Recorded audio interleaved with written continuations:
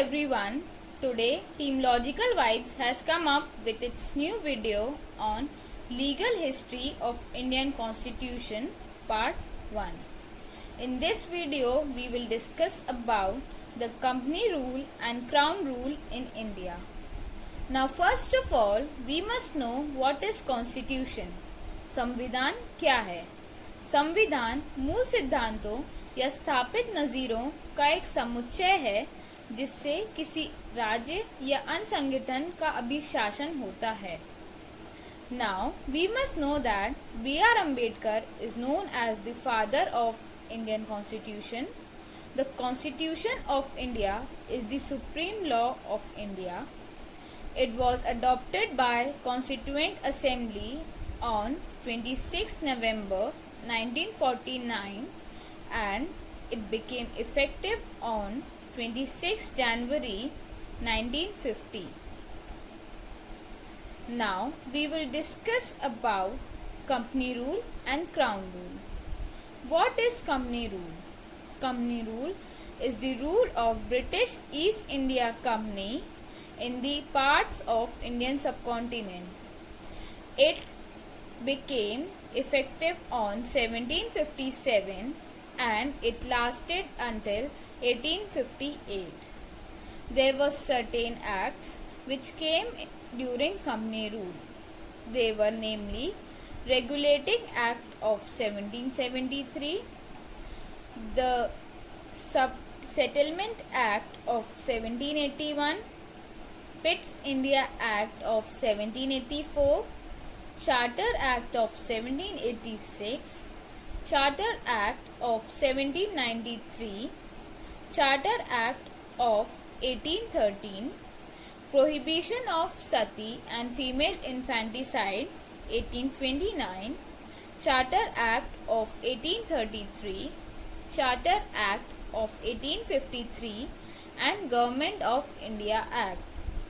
Government of India Act came on 2nd of August 1858.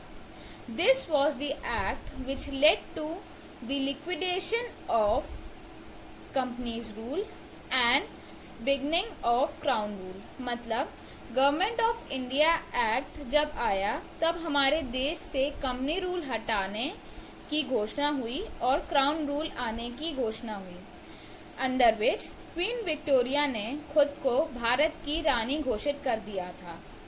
Now under crown rule there were certain acts which came. They were namely Indian Councils Act of 1861, Indian Councils Act of 1909 and Government of India Act 1919. Now Crown Rule 1858 से लेके 1947 तक चला था, जिसमें queen Victoria हमारे देश की रानी कहलाई जाती थी. Now we will discuss this in brief. Hello viewers, my name is Ashika.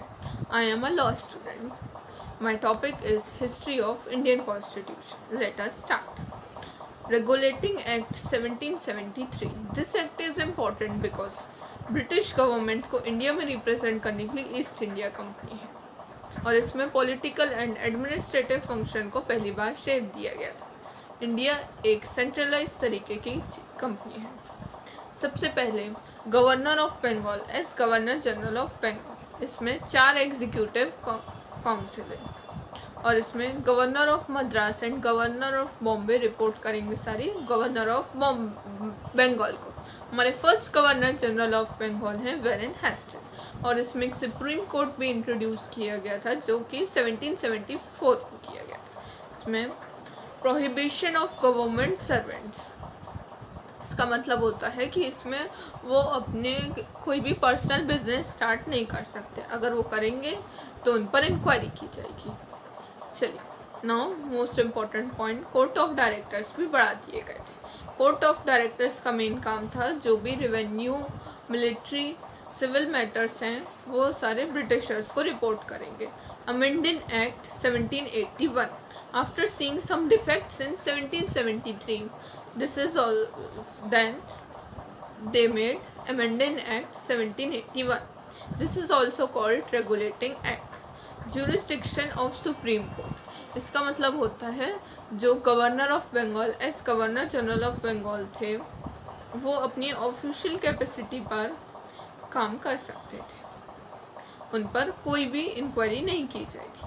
अगर बट स्टिल अगर वो पर्सनल बिजनेस करते तो उन पर इंक्वायरी की जाएगी। इसमें अपील फ्रॉम प्रोविंशियल कोर्ट के मैटर्स सारे जाएंगे गवर्नर पर, जैसे कि आज हम देखते हैं कि डिस्ट्रिक्ट कोर्ट के सारे मैटर्स जाते हैं हाई कोर्ट पर, वैसे ही पहले प्रोविंशियल कोर्ट के मैटर्स जाएंगे सारे गवर्नर जनरल पर। ठीक, नाउ पिट्स इंडिया एक्ट 1784, इसे पिट्स इंडिया को पिट्स एक्ट को इंट्रोड्यूस किया गया था लॉर्ड विलियम पिट्स ने। इसमें कमर्शियल एंड पॉलिटिकल पावर्स को सेपरेट किया गया था। कमर्शियल का मतलब होता है बिजनेस, इनको सेपरेट कर दिया गया था और ये सारी चीज़ें फंक्शंस सारे देखते थे बोर्ड ऑफ कंट्रोल। इस तरीके से this system is double system government. Now military and revenue सारे ये सब मैटर्स भी बोर्ड ऑफ कंट्रोल देखते थे। Now this act is important for two reason. First, in this it is called British Possession of India. Then second, it is British government was Supreme Court over company affair and its administration. Now Act of 1786, Lord Cornwallis governor of Bengal बन गए थे। उन्होंने सिर्फ 2 शर्तों पर ही इस post को के लिए माने थे। फर्स्ट जो उनकी थी कि जो भी 4 एग्जीक्यूटिव काउंसिल मेंबर थे उनकी परमिशन के बिना वो डिसीजन ले सकते थे। Then second most important point is that कि वो कमांडर इन चीफ रहेंगे हमेशा, जो कि इस तरीके से हम देख सकते हैं कि उन्होंने वीटो पावर ले ली थी। नाउ चार्टर एक्ट 1830, इसमें ट्रेड मोनोपोली को एबॉलिश कर दिया गया था और यहाँ पर ब्रिटिशर्स भी अपना बिजनेस कर सकते थे। क्रिश्चियनिटी बढ़ती जा रही थी और इसमें western education, most important western education भी वो इंडियंस को फैला रहे थे थोड़ा, बट स्टिल कुछ इंडियंस इसके अगेंस्ट थे। Local government can impose tax. Now charter act 1833, governor of Bengal as governor general of India, most important point, इसमें गवर्नर ऑफ इंडिया भी अब हो गए थे गवर्नर ऑफ बंगाल। हमारे फर्स्ट गवर्नर ऑफ इंडिया थे लॉर्ड बेंटिक, जो पहली बार गवर्नर ऑफ इंडिया बन गए थे। नाउ इसमें बॉम्बे एंड मद्रास की पावर्स भी धीरे धीरे कम होती जा रही थी और इसमें गवर्नर ऑफ बंगाल की बढ़ती जा रही थी। अब वो ज़्यादा से ज़्यादा डिसीजंस गवर्नर ऑफ बंगाल के परमिशन से ही ले सकते थे। Now from here it is called acts, और जो हम बिफोर इससे पढ़ रहे थे वो रेगुलेशंस थे। नाउ ईस्ट इंडिया कंपनी को पॉलिटिकल एंड कमर्शियल भी नहीं थे और एडमिनिस्ट्रेटिव की पूरी पावर्स देखते थे बोर्ड ऑफ कंट्रोल। इसमें अब नाउ ओपन कंपटीशन कर दिया गया था सिविल सर्वेंट्स के लिए, जैसे IAS IPS। हमारे 2 तरीके के होते हैं सर्विसेज, कोवर्नेंट्स एंड नॉन कोवर्नेंट्स। कोवर्नेंट्स जो होते हैं वो IAS IPS ऑफिसर्स और जो नॉन कोवर्नेंट्स होते हैं वो टाइपिस्ट क्लर्क। पर अब जो था इससे पहले तक इंडियंस नॉन कोवर्नेंट्स काम करते थे, क्लर्क टाइपिस्ट, और अब IAS ऑफिसर के लिए भी ओपन कंपटीशन कर दिया गया था। Charter act 1853, governor general council में लेजिस्लेटिव एंड एग्जीक्यूटिव को सेपरेट कर दिया गया था। लेजिस्लेटिव कौन होते हैं? जो रूल्स बनाते हैं, और एग्जीक्यूटिव उनको एग्जीक्यूट करते हैं। इसमें 6 न्यू मेंबर्स अपॉइंट किए गए थे लेजिस्लेटिव काउंसिल, और इसे कहा गया है इंडियन सेंट्रल लेजिस्लेटिव। इसमें ओपन कंपटीशन कर दिया गया था इंडियंस के लिए भी। इन्हें लॉर्ड मैकली भी कहा जाता है, लॉर्ड मैकली के द्वारा किया गया था, और इसमें विदाउट एक्सटेंड टाइमलाइन हो गया था।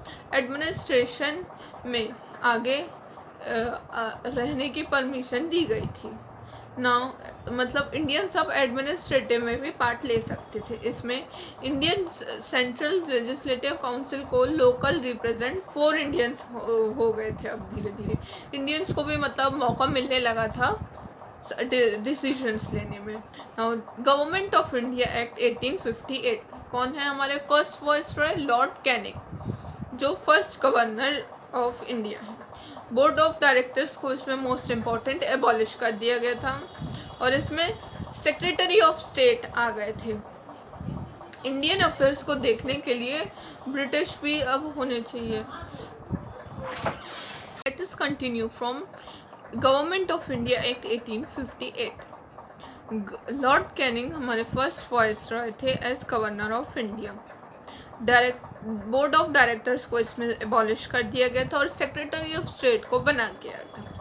इसमें 15 member of council of India को असिस्ट किया गया था सेक्रेटरी ऑफ स्टेट में।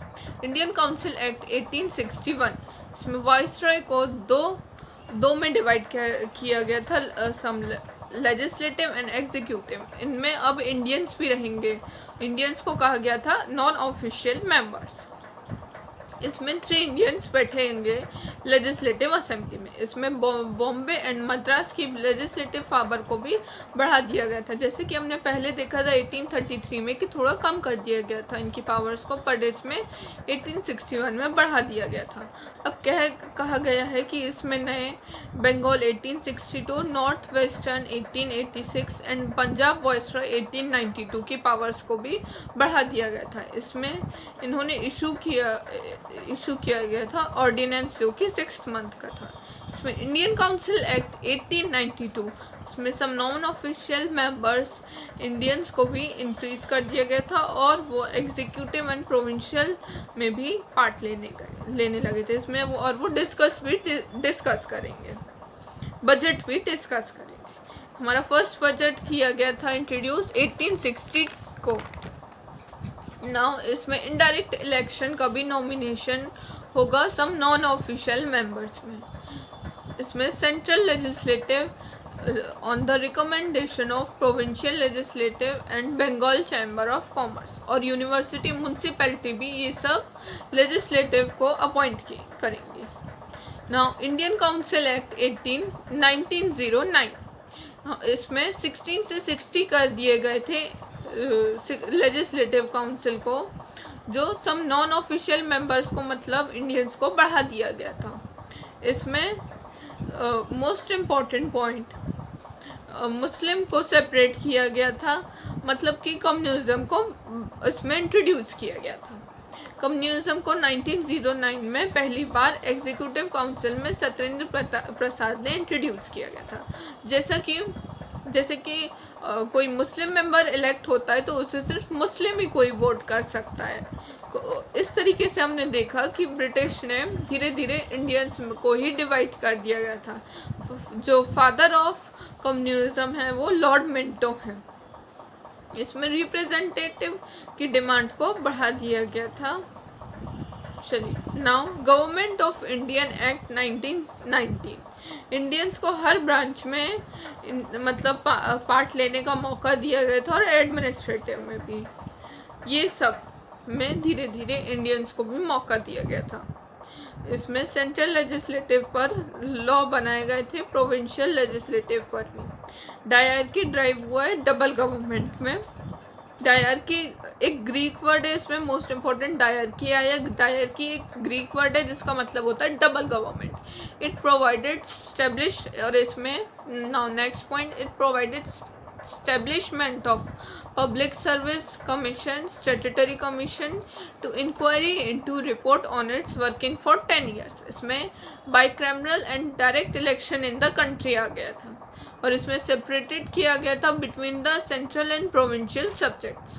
Now साइमन कमीशन हुआ था, इंट्रोड्यूस किया गया था सर जॉन साइमन से, और वो कब किया गया था? इन नवंबर 1927 में। इसमें ब्रिटिश गवर्नमेंट ने अनाउंस किया गया था for appointment of 7 members statutory commission under the chairmanship of sir John Simon to report condition of India. All the members of the commission were Britishers only. The commission submitted in report in 1930 and recommendation the इसमें abolish कर दिया गया था diarchy को for extension of the responsible government, establishment of federation. Now British government made convened 3 round table इसमें conference की गई थी ब्रिटिश गवर्नमेंट एंड इसमें प्रिंसली जो इंडियन प्रिंसली स्टेट्स थे वो इंग्लैंड में जाएंगे. On the basis of this make white paper of constitution after the government of Indian act 1935 then they एक कम्युनिज्म अवार्ड किया गया था. Now government of India act 1935 establishment इसमें establishment of on all Indian federation इसमें और dyarchy भी abolish कर दी गई थी in the provinces and provincial autonomy. अब ये अपने हिसाब से नियम बनाएंगे. Now federal subjects were divided into reserved and transfer.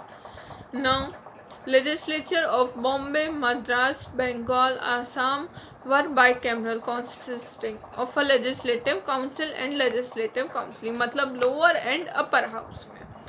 Now next point, separating electorates for depressed class मतलब कि SC, women, labor lower class इनमें separate किए गए. It provided establishment of RBI.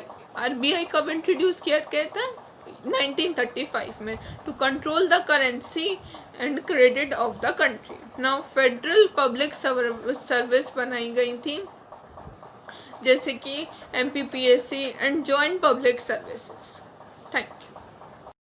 Thank you everyone for watching our video. I hope this video helped you to gain knowledge about Indian Constitution's history. Now in our next video we will discuss about legal history of Indian Constitution part 2. We are providing you the PDF to gain knowledge. Do check the description box and give your feedback in the comment box.